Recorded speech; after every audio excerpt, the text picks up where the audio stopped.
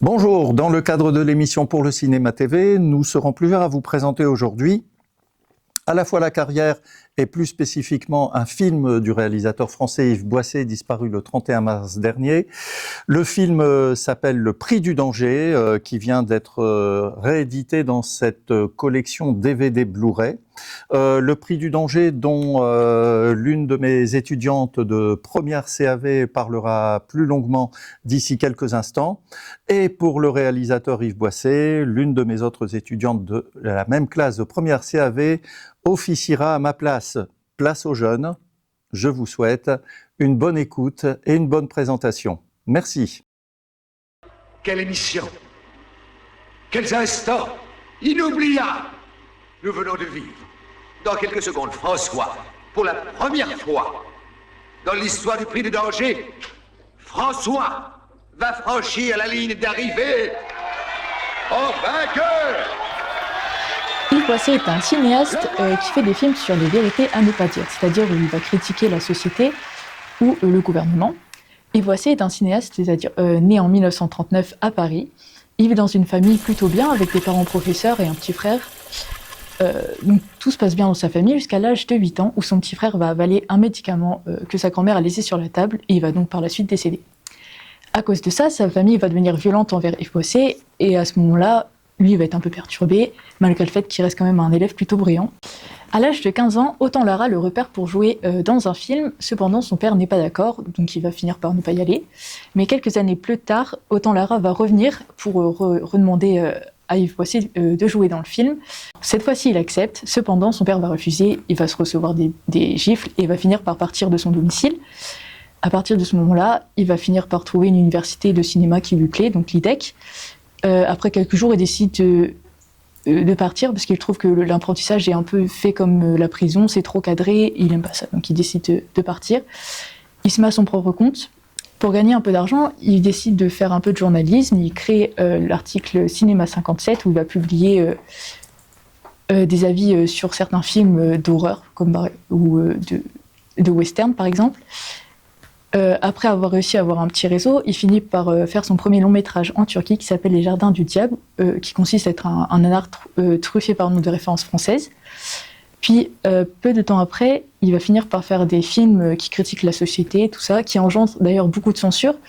Donc beaucoup de ces films ont été classés 16 ans et plus. C'est ainsi que Yves Boisset fait sa carrière d'acteur. Yves Boisset a donc créé plusieurs films comme Le Prix du danger, La femme flic ou par exemple Canicule. Tous ces films ont subi de la censure, donc Yves Boisset a décidé de faire la télévision pour changer en espérant que ce soit un peu plus calme. Mais vu qu'il a subi beaucoup de censure auparavant, tout le monde s'est acharné sur lui au niveau de la censure et a fini, même s'il filmait dans la télévision, il finissait quand même par avoir de la censure à la télé.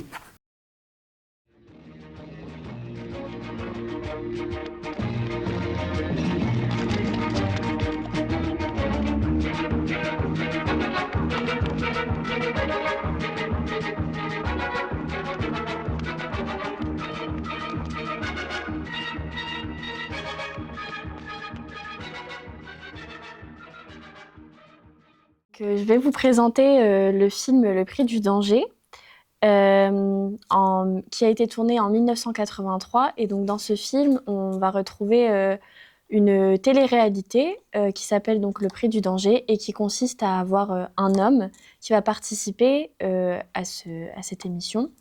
Et il va être poursuivi dans une ville par des chasseurs. Et donc on peut retrouver un peu la thématique d'une chasse à l'homme. S'il arrive à s'en sortir vivant, au final, il va remporter une somme colossale d'argent. Mais c'est épouvantable, c'est une catastrophe. Mais non, regardez-les, ils sont ravis. Ils viennent d'assister à un spectacle exceptionnel et maintenant ils peuvent même y participer, sans prendre aucun risque. Ils se donnent l'illusion d'être des justiciers.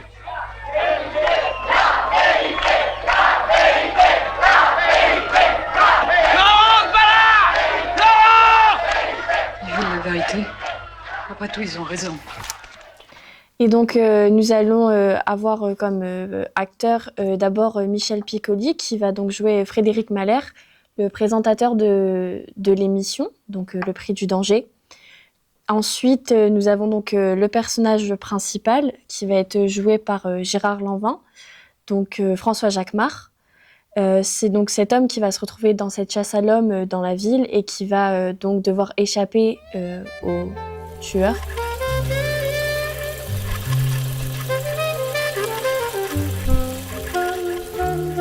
Donc comme dirait Yves Boisset dans une interview, il n'y a pas de règlement ou de loi qui permettent de limiter la bêtise à la télévision et donc c'est ce qui va produire dans ce film. J'ai aimé ce film d'abord parce qu'on pourrait dire qu'il est encore actuel sur plusieurs points.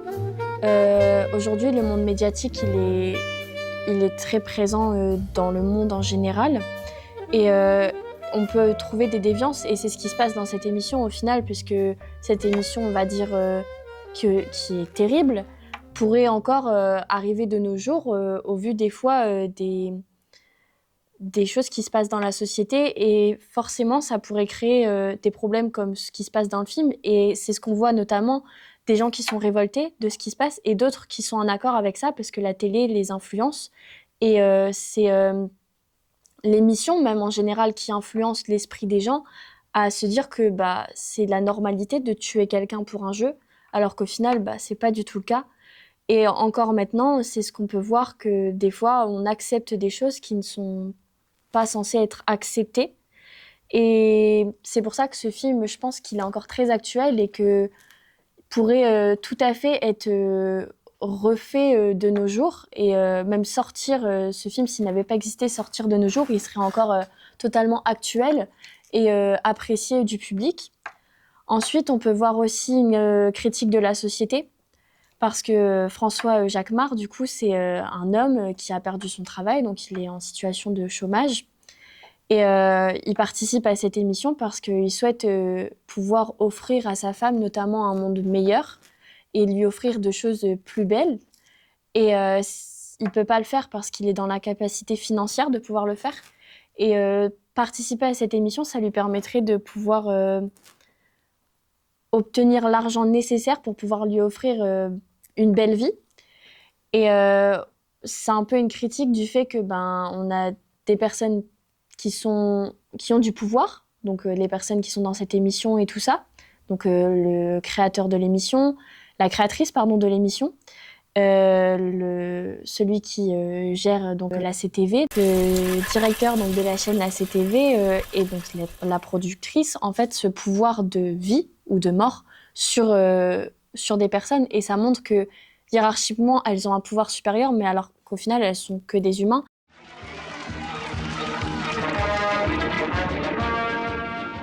Et le personnage de François Jacquemart, on pourrait un peu le calculer de héros du peuple parce que il représente un peu cette classe moyenne qui cherche à s'en sortir dans la société et qui au final se retrouve dans la difficulté et les gens, en fait, les citoyens se reconnaissent en lui et au final, ils sont tous dans les rues à l'acclamer, à être avec lui, à vouloir le soutenir dans cette émission qui est terrible.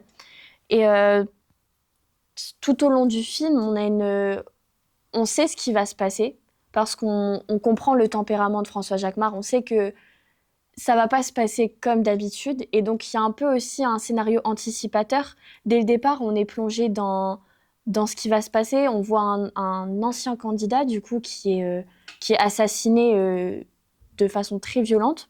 Et donc, on sait comment va se passer totalement le film. Il n'y a pas réellement de suspense. On comprend tout de suite que ça va être un film qui parle de tel sujet et que l'anticipation, au final, elle est constante dans le film. Et ensuite, je voudrais parler notamment du personnage de Frédéric Mahler, joué par Michel Piccoli, qui est très intéressant parce qu'on pourrait voir un personnage très cynique qui à la fois a conscience que c'est pas forcément bien ce qu'il fait, mais il le fait et il garde le sourire. Et on peut le voir notamment dans la scène où un candidat du prix du danger a été assassiné et que on offre de l'argent à sa femme. Et donc il console pendant très peu de temps la femme et juste après, il envoie une publicité qui est totalement en contraste avec ce qui vient de se passer, qui est tragique. Et tout au long du film, en fait, il rajoute une partie très comique au film et les pages publicité qui passent pour permettre de payer la chaîne sont très comiques et troublantes même parce qu'elles n'ont rien à voir avec la thématique du film et elles permettent des coupures plutôt étonnantes, je dirais. Et ce personnage-là, il représente totalement le côté décalé par rapport à l'univers du film et c'est ce qui est plutôt intéressant. Et enfin, je voudrais parler de la fin, sans spoiler. Le film, il laisse pas réellement de fin concrète, mais c'est un peu à nous, spectateurs, de décider de quelle fin on aimerait avoir. Mais au final, on se rend compte que le monde médiatique, il a toujours un pouvoir supérieur à nous et qu'au final, il reprendra toujours le dessus parce que ils ont un pouvoir sur nous, spectateurs. Et donc, pour finir, la mise en scène de Yves Boisset est très directe, tendue et totalement efficace. Il utilise la ville comme un peu son terrain de jeu et il développe la ville sur tous ses aspects. Et dans cette ville qu'on retrouve plutôt futuriste, je dirais, qui a été donc tournée à Paris, à La Défense, et au niveau de l'Europe de l'Est. Et donc, cet environnement-là, il permet de développer un peu une forme d'isolement du personnage et en même temps un côté nouveau et futuriste pour l'époque qui était pour le coup totalement différent. Ah, je sais pas. Voilà. Pour l'époque. Voilà. Voilà, eh bien j'espère que vous avez apprécié ces deux présentations, ma foi très passionnantes de la part de mes deux étudiantes de cinéma qui font partie du groupe de première CAV du lycée de l'Europe Dunkerque. C'est un honneur d'avoir ces groupes d'étudiants et d'étudiantes, notamment celui de première CAV et de terminale CAV cette année. Et les prochaines années, ce sera tout aussi plaisant, je pense. Eh bien, pour terminer, je vais vous présenter quelques lectures et quelques découvertes ou redécouvertes de l'univers d'Yves Boisset. Tout d'abord, son livre qui est édité en poche et qui est encore disponible, qui est paru originellement chez Plon, voici 14 ans en 2011. La vie est un choix et qui résume, je pense, à la fois la vie de l'homme, la vie du créateur, la vie de l'artiste et aussi toute la filmographie d'Yves Boisset. C'est passionnant. Vous avez un tas d'anecdotes, à la fois de tournage, à la fois sur les thèmes d'Yves Boisset et sur les différentes censures qu'il a subies au cours de son existence et au cours de sa carrière de réalisateur, non seulement de cinéma, mais aussi de télévision. Ensuite, Le Prix du danger est donc paru dans cette collection en Blu-ray chez Tamasa, d'accord, qui a réédité aussi un très très beau film également des années 80, 2 ans avant Le Prix du danger. Il s'agit de La femme flic avec Miu Miu et qui se déroule dans la région des Hauts-de-France. Avant, on disait dans la région nord. Ça a été tourné du côté de Lille. Et c'est l'histoire d'un sombre réseau politico-pédophile avec Miu Miu en jeune policière naïve et qui souhaite mettre fin à ce réseau pédophile, mais elle va trouver face à elle des obstacles. Autre film culte, celui-là avec le grand Lee Marvin, Jean Carmé, Bernadette Lafont, Victor Lanoux, pour ne dire que ces 4 acteurs exceptionnels et d'exception. Il s'agit de Canicule, tourné en 1984, donc 1 an après Le Prix du danger. Vous avez également des films parfois plus anciens, Folle à tuer, avec Marlène Jobert et Michael Lonsdale, qui a été le fabuleux Hugo Drax dans Moonraker avec Roger Moore, dans un des James Bond de 1980. Ici, Folle à tuer d'Yves Boisset, 1975, avec Marlène Jobert, très grande actrice aussi. Et puis également, toujours dans les années 80, 70, 80, un double ici coffret avec 2 films, Le Saut de l'ange avec Sterling Hayden et notamment Jean-Yann dans un rôle complètement à contrario des rôles comiques qu'il avait à l'époque. mais il allait tourner un an après avec Piala en 72, Nous ne vieillirons pas ensemble. Et puis, dans le même coffret, toujours en Blu-ray DVD, Espion lève-toi de 1981. Donc c'est un film qui fait la transition entre La femme flic et Le prix du danger, en quelque sorte chronologiquement, avec Lino Ventura et toujours dans un rôle mystérieux, Michel Piccoli. Voilà, qui joue également notamment dans Le prix du danger, mais aussi dans L'attentat de 1972. Et pour terminer, peut-être un des films les plus connus de Boisset, un film polémique qui a valu à Boisset beaucoup de censure également. C'est RAS, Rien à signaler. C'est un film très dur sur la guerre d'Algérie et avec des acteurs qui sont également très bons, puisque nous retrouvons dans des rôles parfois très étonnants Jacques Weber, grand acteur de théâtre également, et aussi dans un rôle comédie-dramatique, Jacques Villeray, que vous connaissez peut-être davantage dans Le Dîner de cons ou La soupe aux choux. Et oui, c'est lui, le Martien. Mais Jacques Villeray était aussi un énorme et un fabuleux acteur de drame et de tragédie. Voilà, RAS. Et puis, j'ai pas ramené toute ma DVD tech, hein, évidemment. Il y a aussi d'autres films de Boisset qui existent. Alors, vous avez aussi un de ses premiers films, en tout cas le premier film qui est très bon, ou le second qui est très bon aussi. Il y a Copland, un Copland Ouvre le feu à Mexico en 67-68. Et puis, il y a surtout un Condé avec Michel Bouquet qui incarne un policier qui n'hésite pas à employer des méthodes très dures, la torture, etc. C'est le premier film de Boisset qui allait ouvrir tout un cycle comme ça, polémique, autour du pouvoir, du pouvoir qui ne connaît plus de limites, que ce soit le pouvoir de police, que ce soit l'armée, que ce soit les médias, Le prix du danger, on vous en a parlé, ou que ce soit les services secrets d'État. Et puis, il y a d'autres films qui sont disponibles aussi en vision dans des chaînes de streaming ou sur des chaînes de cinéma. Je pense à un film de 70 qui s'appelle Cran d'arrêt avec Bruno Kremer notamment, qui joue également le rôle du patron de CTV, cette chaîne de TV, dans Le prix du danger. Alors Boisset donc a su toujours s'entourer, malgré l'aspect polémique de tous ces films, ou de la majorité de ces films étaient les films. On pourrait citer Le Pantalon, par exemple, qui raconte ce téléfilm qui raconte l'histoire d'un soldat en 1917 qui refuse de porter un pantalon rouge parce qu'il est maculé de sang et qui se fait condamner. D'accord, à l'époque, on appelait ça les mutineries. Et puis Jean Moulin, et puis d'autres films également.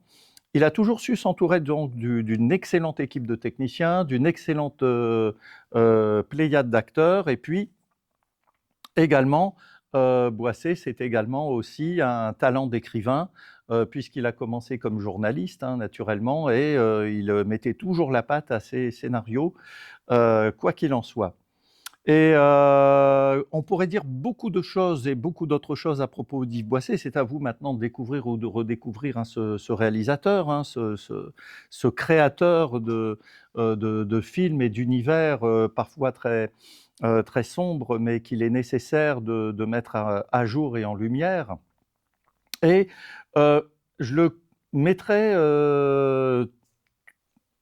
du même côté, finalement, qu'un autre réalisateur franc-tireur, ce qu'on appelle les Mavericks, ceux qui rentrent pas dans les troupeaux, hein, d'accord, comme on disait d'Orson Welles ou d'autres réalisateurs américains hors normes, c'est Jean-Pierre Mocky. Voilà, s'il y a deux réalisateurs français qui me semblent identiques à la fois d'esprit, de cœur, de passion pour ce qu'ils font, qui ont connu la censure économique, la censure, parfois les menaces, c'est bien Yves Boisset et Jean-Pierre Mocky. Voilà. Je vous souhaite une belle redécouverte et puis à bientôt pour une autre émission dans ce canal pour le cinéma TV.